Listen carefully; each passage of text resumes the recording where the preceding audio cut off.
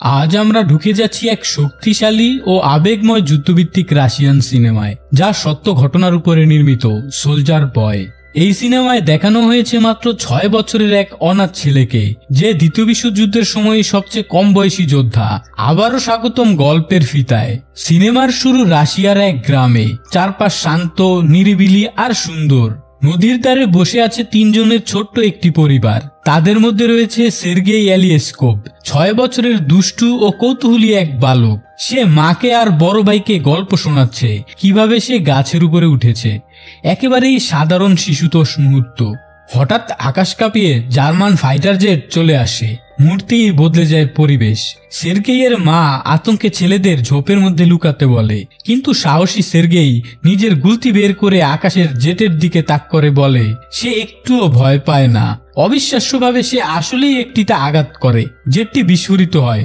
কিন্তু ঠিক তখনই চারপাশে তাকিয়ে সের্গেই দেখে তার পরিবার নেই, সবই ছিল স্বপ্ন। ঘেমে আতঙ্কিত হয়ে সের্গেই ঘুম থেকে জেগে ওঠে, সঙ্গে সঙ্গেই মা ডাকতে শুরু করে। এমন সময় দরজা কড়া নাড়ে কেউ।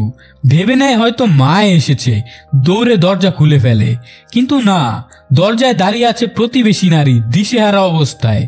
সের্গেইকে বেঁচে থাকে দেখতে স্বস্তি পায় বটে, কিন্তু তার মুখ থেকে বেরোয় ভয়ঙ্কর খবর।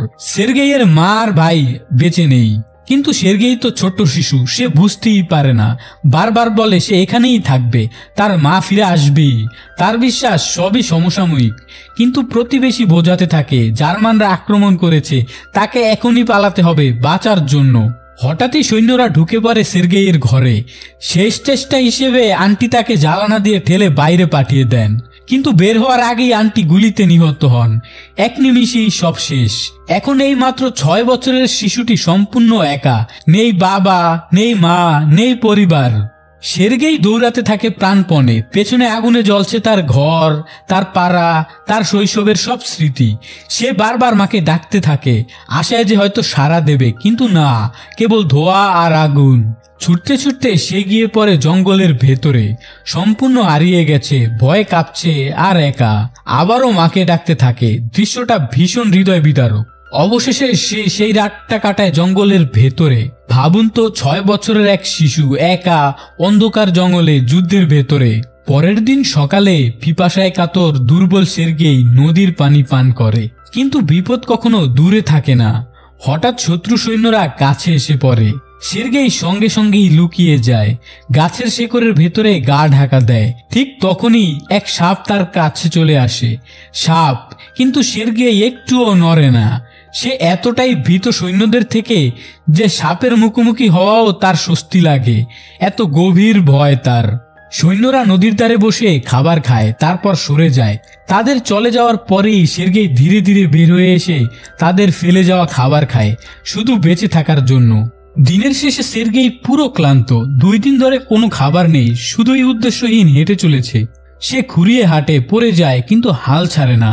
কিছু বুনো ফল খুঁজে খায়, কিন্তু তখনই বুম, পেছনে বিস্ফোরণ। সের্গেই হতবাক হয়ে যায়, মাথা ঘুরতে থাকে, এমনকি হ্যালুসিনেশন শুরু হয়। মনে হয় কেউ তাকে অনুসরণ করছে। এই ভয়ের মুহূর্তেও ছোট্ট সাহসী ছেলেটি সোজা হয়ে দাঁড়ায় আর ছায়ার দিকে চিৎকার করে বলে, আমার কাছে বন্দুক আছে, আমি ভয় পাই না। যদিও স্পষ্টই বোঝা যায় সে ভয় পাচ্ছে। সে এগিয়ে যেতে থাকে যতক্ষণ না শরীর একেবারে ভেঙে পড়ে এবং অজ্ঞান হয়ে যায়। এরপরের দৃশ্য রুশ সেনাঘাঁটিতে। কমান্ডার ক্রুজনিস্টভ তার টহলদার সৈন্যদের ফিরে আসার অপেক্ষায়। আর তখনই তারা ফিরে আসে, কোলের মধ্যে ছোট্ট সের্গেইকে নিয়ে, আহত, দুর্বল, কিন্তু জীবিত। শুরুর দিকে সের্গেই তাদের বিশ্বাস করে না, কিন্তু সৈন্যরা যখন বোঝায় যে তারা তার পক্ষের মানুষ, তখন সে মন খুলে দেয়। এমনকি ছেলেটি ভদ্রলোকের মতো হাত মিলিয়ে নিজের পরিচয় দেয় কমান্ডারের সঙ্গে। সৈন্যরা না হেসে থাকতে পারে না। তারা মুহূর্তেই ছেলেটির প্রেমে পড়ে যায়, তাকে খাবার দেয়, পানি দেয়। এমনকি ঠান্ডা কঠোর কমান্ডারও কোমল দিক দেখায়। এক দয়ালু নার্স কার্টিয়া সের্গেইয়ের ক্ষত সারিয়ে দেয়। আর সের্গেই, যে এখনো প্রাণবন্ত, তাকে বলে তার পেটে একটি ট্যাঙ্ক এঁকে দিতে। সে বলে সে একদিন সৈনিক হতে চায়। ছোট্ট ছেলেটি নিজেকে আগেই সৈনিক মনে করছে। অন্য আহত সৈন্যরাও তার সঙ্গে কথা বলে আনন্দ খুঁজে পায়। তার উপস্থিতি তাদের মনোবল বাড়িয়ে দেয়। সে কমান্ডারের বন্দুক আর ব্যাজ দেখে মুগ্ধ হয় আর কমান্ডারও তাকে আনন্দ দিয়ে প্রত্যেকটি প্রশ্নের উত্তর দেয়, এমনকি তার পিস্তলও হাতে তুলে দেয়, অবশ্যই গুলি ছাড়া। সের্গেই গর্ব করে তার পেটের আঁকা ট্যাঙ্ক দেখায়, নিজেকে সৈনিক বলে পরিচয় দেয়। তার শরীর আর মন দুটোই দ্রুত সুস্থ হতে থাকে। নার্স কার্টিয়া কমান্ডারকে অনুরোধ করে সের্গেইকে ব্যাটালিয়নের সঙ্গেই রাখতে, কিন্তু কমান্ডার রাজি হয় না। সে মনে করে এটি খুবই বিপজ্জনক আর ছেলেটিকে অনাথ আশ্রমে পাঠাতে চায়। কিন্তু সত্যি বলতে কি, সৈন্যরা ইতিমধ্যেই সের্গেইয়ের সঙ্গে জড়িয়ে গেছে। তারা তাকে খাবার দেয়, দূরবীন দিয়ে খেলার সুযোগ দেয়, সবাই তার সঙ্গে সময় কাটাতে চায়। একদিন এক সৈন্য সাহস করে সরাসরি কমান্ডারের কাছে যায়। কেন জানেন? কারণ পুরো ব্যাটালিয়নই এখন সের্গেইয়ের সঙ্গে ভীষণ ঘনিষ্ঠ হয়ে গেছে। এই ছোট্ট ছেলেটি যেন যুদ্ধে ভরপুর অন্ধকার পরিবেশকেও হালকা করে দিয়েছে। সৈন্যরা তাকে নিজের একজন মনে করে, কেউ ভাইয়ের মতো, কেউ সন্তানের মতো। কিন্তু আসল সমস্যা হলো কমান্ডারকে এত সহজে রাজি করানো যায় না। তিনি জোর দিয়ে বলেন সের্গেইকে অনাথ আশ্রমেই পাঠানো উচিত। কারণটাও যুক্তিযুক্ত, এটা ছেলেটার জীবনের নিরাপত্তার জন্য। যুদ্ধক্ষেত্র কোনো শিশুর জায়গা নয়। পরদিনই যেন কথার প্রমাণ মিলল। হঠাৎ শত্রুর আক্রমণ, চারদিকে তীব্র বিশৃঙ্খলা, অনেক সৈন্য আহত। আর ঠিক সেই মুহূর্তে একটি গাড়ি এসে দাঁড়ালো সের্গেইকে নিয়ে যাওয়ার জন্য। সময় এসে গেছে। কমান্ডার খবরটা সের্গেইকে জানালেন।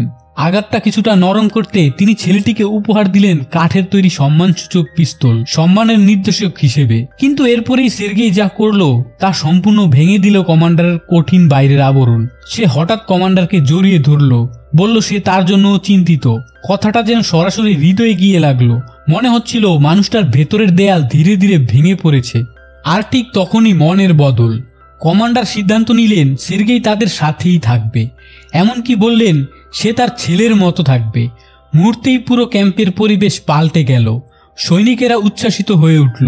সেদিন রাতেই তারা ছোট্ট সের্গেইয়ের জন্য সৈনিকের পোশাক খুঁজতে ব্যস্ত হয়ে গেল। ভাবতে পারো, যুদ্ধে কঠিন হয়ে যাওয়া মানুষগুলো আনন্দে খুশিতে যেন ঈদের দিন সকালে কোনো শিশুকে সাজাচ্ছে। কমান্ডার নিজে সের্গেইকে ঘুম থেকে ডাকলেন, হাতে দিলেন পোশাক, আর সের্গেই সেগুলো পরে দৌড়াতে লাগলো ছোট্ট গর্বিত সৈনিকের মতো। একেবারে নিষ্পাপ দৃশ্য। সবাই তাকে ডাকতে শুরু করলো, আমাদের ছোট্ট সৈনিক ছেলে। কিন্তু খুব বেশি দিন শান্তি থাকলো না। হঠাৎ জার্মানিদের বিমান হামলা শুরু হলো। চারদিকে বিশৃঙ্খলা, গুলি বিস্ফোরণের মাঝে সৈনিকেরা সের্গেইকে নিরাপদ জায়গায় সরিয়ে নিল। আহতদের সংখ্যা দ্রুত বাড়তে লাগলো। সের্গেইয়ের মনে হলো সে বসে থাকতে পারে না, তাই নিজের ইচ্ছায় আহত সৈনিকদের পানি পৌঁছে দিতে শুরু করলো। একজন সৈনিক যার চোখে ব্যান্ডেজ বাঁধা সের্গেইকে অনুরোধ করলো তার পরিবারের পাঠানো চিঠিটি পড়ে শোনাতে। কিন্তু সমস্যা হলো সের্গেই তো পড়তে জানে না, তাই সে নিজের মতো করে গল্প বানিয়ে বলতে শুরু করলো, যেন ওই সৈনিকের গরুর ঘরে নিরাপদে আছে। সৈনিকটা হেসে বলল তার তো কোনো গরু নেই, কিন্তু অন্য সৈনিকেরা মজা করে বলে গল্প চালিয়ে যেতে। আর সের্গেই সবার চিঠি পড়তে শুরু করলো তার বানানো গল্প দিয়ে। আর এই কল্পনার খেলাতেই আহত সৈনিকদের মন ভালো হয়ে গেল। এদিকে কার্টিয়া আর কমান্ডারের মধ্যে নিঃশব্দে কিছু কথা হলো। তাদের চোখে মুখে টান স্পষ্ট, কিন্তু কেউই সাহস করে নিজেদের অনুভূতি প্রকাশ করতে পারল না। ধীরে ধীরে সের্গেই নিজেকে পরিচয় দিতে শুরু করলো ব্যাটালিয়নের অর্ডারলি হিসেবে। ছোট্ট হলেও তাৎপর্যপূর্ণ ভূমিকা। কিন্তু পরিস্থিতি গম্ভীর হয়ে উঠল যখন সে দেখলো একটি সৈনিকের পোস্ট ধ্বংস হয়ে গেছে। ছেলেটির মুখের অভিব্যক্তি লক্ষ্য করলেন কমান্ডার। তিনি তাকে শেখালেন মৃতদের প্রতি সম্মান দেখানোর রীতি, টুপি খুলে মাথা নিচু করা। এটি সের্গেইয়ের জন্য ছিল যুদ্ধের গভীরতা বোঝার এক গুরুত্বপূর্ণ শিক্ষা। তবুও ছোট্ট সের্গেই ভীষণ উৎসাহ পেল। সে কমান্ডারের কাছে গিয়ে মিশন চাইল। আর আশ্চর্যের ব্যাপার, কমান্ডার সত্যিই তাকে একটি মিশন দিলেন। কাজ ছিল সৈনিকদের কাছে চিঠি পৌঁছে দেওয়া। কিন্তু সের্গেই তো সের্গেই, সে শুধু চিঠিই দেয়নি, বরং কাজটা দারুণভাবে করেছে। এমনকি সৈনিকদের না চাতেও সক্ষম হলো। হ্যাঁ, 6 বছরের এক শিশু পুরো সেনা দলের মনোবল বাড়িয়ে দিল। কিংবদন্তি হওয়ার মতো ব্যাপার। পরের দিন সকালে সের্গেই বেস থেকে একটু দূরে বেড়াতে যায়, হাতে একটি দূরবীন নিয়ে। কৌতূহলবশত চারপাশ দেখছিল। হঠাৎই কিছু অদ্ভুত জিনিস চোখে পড়ে। একটা খড়ের গাদার ভেতরে একটি পা কাঁপছে, যে কারো ভয় লাগারই কথা। সঙ্গে সঙ্গে দৌড়ে বেসে ফিরে গিয়ে সে সৈনিকদের খবর দেয়। প্রথমে তারা ভাবে এটি শুধু শিশুর কল্পনা, কিন্তু তারপরও খোঁজ নিতে বের হয়। আর সত্যিই দেখা গেল সের্গেইয়ের ধারণাই সঠিক। খড়ের গাদার ভেতরে লুকিয়ে ছিল 2 জন জার্মান গুপ্তচর। সৈন্যরা দ্রুত তাদের গ্রেপ্তার করে ফেলে আর সের্গেই সবার চোখে হিরো হয়ে ওঠে। এই ছেলেটার বুদ্ধি সত্যিই দারুণ। সেই রাতেই কমান্ডার এমন কিছু করে যা সত্যিই হৃদয় ছুঁয়ে যায়। সে সের্গেইকে দত্তক নেওয়ার কাগজপত্র দেখায়। হ্যাঁ, এখন থেকে আনুষ্ঠানিকভাবেই সের্গেই তার ছেলে। বাবা ছেলের সম্পর্ক যেন আরো গভীর হয়ে যায়। আর সের্গেই সে জানে কমান্ডার গোপনে কার্টিয়াকে ভালোবাসে, তাই উপহার ফেরত দিতে সে কমান্ডারকে নিয়ে যায় কার্টিয়ারের কাছে নিজের মনের কথা বলার জন্য। কিন্তু নিয়তি যেন মজা করে। ওরা দেখে কার্টিয়া অন্য এক পুরুষের সঙ্গে কথা বলছে। সঙ্গে সঙ্গেই ধরে নেয় যে কার্টিয়া অন্য কেউকে পছন্দ করে। কি ভীষণ ভুল বোঝাবুঝি আর খারাপ সময়। কিন্তু আবেগের সময় নেই, কারণ হঠাৎ করেই জার্মান বাহিনী আবার বেসে আক্রমণ করে। এবার সের্গেই দূর থেকেই দেখে না, সে এগিয়ে যায়, সামনে থাকা সৈন্যদের গুলি বারুদ পৌঁছে দিয়ে সাহায্য করে। কিন্তু তার নিরাপত্তার জন্য সৈন্যরা তাকে আবার ঝুপড়িতে পাঠিয়ে দেয়। ভেতরে ঢুকেই সে দেখে কমান্ডার আর অন্যান্যরা আতঙ্কে, কারণ কর্নেলের সঙ্গে যোগাযোগের ফোন লাইন কেটে গেছে। একজন সৈন্যকে সেটা মেরামত করতে পাঠানো হয়, কিন্তু সের্গেই চুপিসারে তার পিছু নেয় এবং গিয়ে দেখে সৈন্যটি গুরুতর আহত। তখন ঘটে অবিশ্বাস্য ঘটনা। মাত্র 6 বছরের এই শিশু আহত সৈন্যকে জিজ্ঞাসা করে কিভাবে তারগুলো জোড়া দিতে হয়, আর তারপর নিজেই সেটা ঠিক করে ফেলে। সের্গেইয়ের কারণে যোগাযোগ আবার চালু হয় আর ঠিক সময়ে সাহায্য পৌঁছে যায়। বলা যায় এই ছোট্ট ছেলেটি পুরো বেসটিকে রক্ষা করে। পরে নদীর ধারে এক শান্ত মুহূর্তে কমান্ডার অবশেষে কার্টিয়ার কাছে নিজের মনের কথা বলে ফেলে। সে জানায় যে সে তাকে ভালোবাসে আর তাকে অনুরোধ করে সের্গেইয়ের মা হতে। কার্টিয়া আবেগে আপ্লুত, খুশি, কিন্তু ঠিক তখনই এক সৈন্য দৌড়ে এসে জানায় জরুরি খবর, ওদের নতুন জায়গায় সরে যেতে হবে। পরের দিন সকালে সের্গেই সহ নতুন বেজের উদ্দেশ্যে রওনা হয়, কিন্তু যাত্রাপথ ভয়ঙ্কর দিকে মোড় নেয়। তারা অজান্তেই মাইনফিল্ডে ঢুকে পড়ে। হঠাৎ বিস্ফোরণ, কয়েকটি গাড়ি উড়ে যায়, কমান্ডার আহত হয়। আরো ভয়াবহ বিষয় হলো দলের অর্ডারলি, যাকে সের্গেই ভীষণভাবে ভালোবাসত, সে বিস্ফোরণে মারা যায়। সবকিছু ভেঙে পড়ে সের্গেইয়ের সামনে। সে কান্নায় ভেঙে পড়ে, কমান্ডারকে আঁকড়ে ধরে। শেষমেশ সের্গেই আর কমান্ডার পৌঁছে যায় পরবর্তী সামরিক ঘাঁটিতে। সেখানে তারা দেখা করে একজন উচ্চপদস্থ অফিসারের সঙ্গে, জেনারেল কার্তেই। এমনকি জেনারেলও মুগ্ধ হয়ে যান এই ছোট্ট সৈনিকের বিশাল হৃদয়ে। তিনি সের্গেইকে প্রশংসা করেন আর কমান্ডারকেও অভিনন্দন জানান এত বুদ্ধিমান আর সাহসী এক বাচ্চা তার পাশে থাকার জন্য। এর পরের দিন ঘটে এক অসাধারণ ঘটনা। পুরো ডিভিশনকে দেওয়া হয় গার্ডস ব্যানার, এক মর্যাদাপূর্ণ পুরস্কার। আর হ্যাঁ, সের্গেইও পায় তার অংশ। জেনারেল নিজ হাতে তাকে একটি ব্যাজ দেন।